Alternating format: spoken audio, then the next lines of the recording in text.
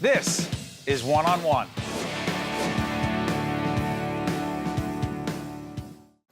This is Steve Adubato. We are in Atlantic City. This is the 165th New Jersey Education Association Convention. We're once again talking to the Executive Director of the NJEA, Ed Richardson. Good to see you, Ed.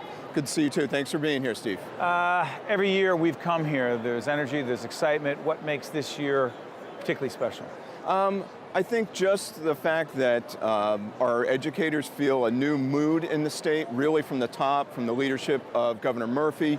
Our Education Commissioner, Lamont Repillette, is here. The other thing that is, I don't know if it's different, Ed, but the conversation that's so critical. You and I talk a lot about the state of quote-unquote political discourse in our state, in our nation. Your organization put out a very public statement about the tone of public discourse, its connection to violence, and the role of educators in that regard. How important is improving and making more civil, if you will, our political discourse? It's so vitally important from a policy standpoint. We have challenges that we face in New Jersey, across the nation.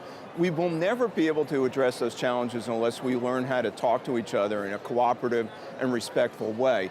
There will always be issues of disagreement, whether it's across party lines. When we disagree, are we enemies? No, we don't have to be. Why are we so often? Why do some believe you are my enemy if we disagree politically? I think some of it is driven by the tenor of elections, and you know how we By the way, just we just finished the midterm elections. We're taping right after that. Talk about contentious. Very contentious, and the nature of of all the advertising and so forth. And okay, that's part of the campaign, but we have to learn how to move on from that and work with whoever is elected, and not be working just to plan for the next election, which unfortunately I think is happening in a lot of the policy debates. It's, you know, what can we do to make sure that we have a soundbite for that next ad in 2 or 6 years? But what's the role of education and educators in all this? That's the really difficult thing. Our members are out there teaching our students about how to have respectful discourse, about how to discuss ideas and debate them, even when we disagree, and still be able to, you know, come out as friends, and at least as peers. Respecting each other's point of view. Respect each other. Even if we disagree. Even if we disagree. That's the role of an educator? I think so, yeah. Parents, of course, as well, families.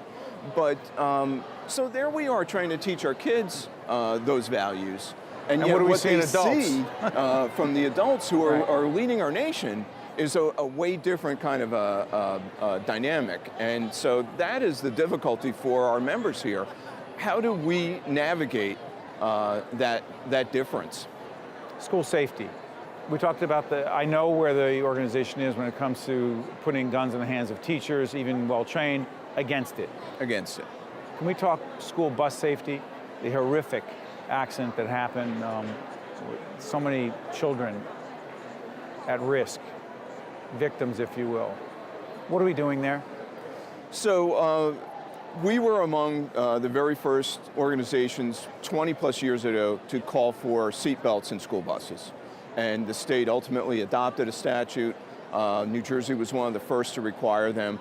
We're now talking about 3-point safety belts in school buses. Explain to folks what that means. 3-point. Basically, right now, the belts that are required are the lap belts, which, you know, anybody who's been around as long as I have remembers that was the standard in passenger vehicles. Not anymore. Not anymore. You get in a car now, and it's natural. You have a 3-point seatbelt coming across. Why shouldn't our children have that in a school bus? So that is one of the policies. What's standing in the way of that? It's expensive, obviously, but you know, you can't put a price on the safety of our students. The tragedy that you referenced not only affected children and their families, but we did lose one of our members in that accident, and so you know, everybody is affected here, and so I think we owe it to our children, our families, our educators to provide the very best safety equipment we can on the buses. We had the President of the State Senate, Steve Sweeney, talking about his plan to gain, as he believes, more fiscal responsibility in the state. And he did bring up, and you know this, going back and revisiting the question of public employee pensions, health benefits. You say? We've come to the table. We've had extensive conversations with the administration and developed a host of cost-saving solutions that are right now being implemented. So not to get into the weeds on this, but a new plan for education retirees that will save the state $180 million a year. We went to the table a few years ago with the senator's help because we needed legislation for this to change the manner in which the state bids its prescription program. That resulted in a $1.5 billion savings over 3 years, and we're about to go back and rebid it to try and reap even more cost savings, probably in the neighborhood of 100 to 150 million a year.